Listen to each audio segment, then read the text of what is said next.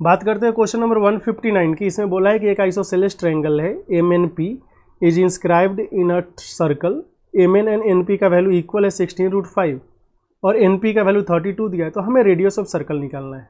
आइए देख लेते हैं कैसे किया जाए। तो सर्कल के अंदर हमें ना एक आइसोसेलेस ट्रायंगल बनाना है। ध्यान से देखिएगा, आइसोसेलेस ट्रायंगल का प्रॉपर्टीज वगैरह हम सब लिख लेंगे जो जो काम में लगेगा। MNP, इसमें MN एंड NP का वैल्यू दिया, A है 16√5, ये भी कितना है 16√5।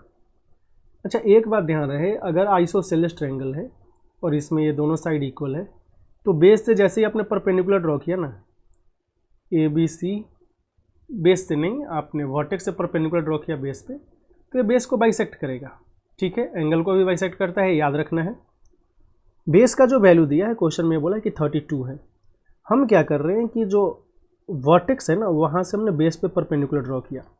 जो बोल रहे हो ध्यान से सुनिए।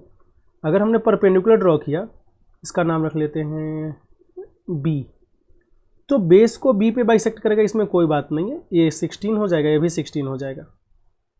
एक और जो चीज़ें हमें ध्यान से देखनी है कि क्या ये जो MN है, ध्यान रहे, ये जो हमने MN लिखा है, MN नहीं MB क्या सेंटर से पास करेगा?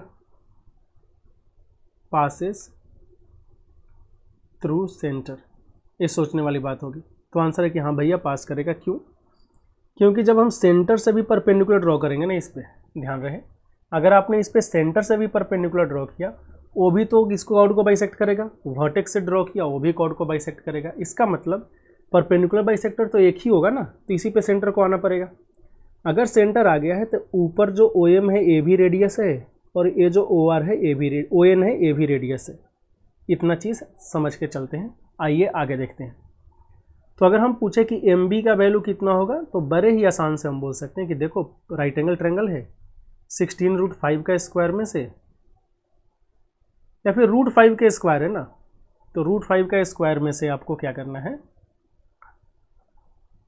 1 का स्क्वायर माइनस करेंगे तो 4 आ जाएगा। 16 × 2 32। तो जो MB का वैल्यू है ना वो आ रहा है आपका 32। आप पाइथागोरियन ट्रिपलेट से निकाल भी सकते हैं, पाइथागोरस थ्योरम का यूज करके, कोई समस्या की बात नहीं है। तो अगर ऊपर R है तो ये OB का वैल्यू कितना होगा? क्या ये OB का वैल्यू 32 - R होगा? बोलेंगे हाँ। अगर वो 32 - R है तो आपको एक इक्वेशन दिख रहा है। Equation means right triangle.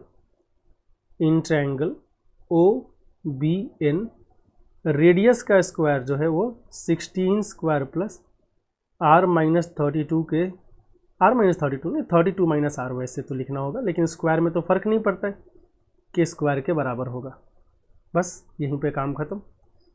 R square का वैल्यू कितना आ गया? 16 स्क्वायर होता है, 16 स्क्वायर ही लिख लेते हैं, प्लस का 32 स्क्वायर माइनस का 64 और प्लस का R स्क्वायर।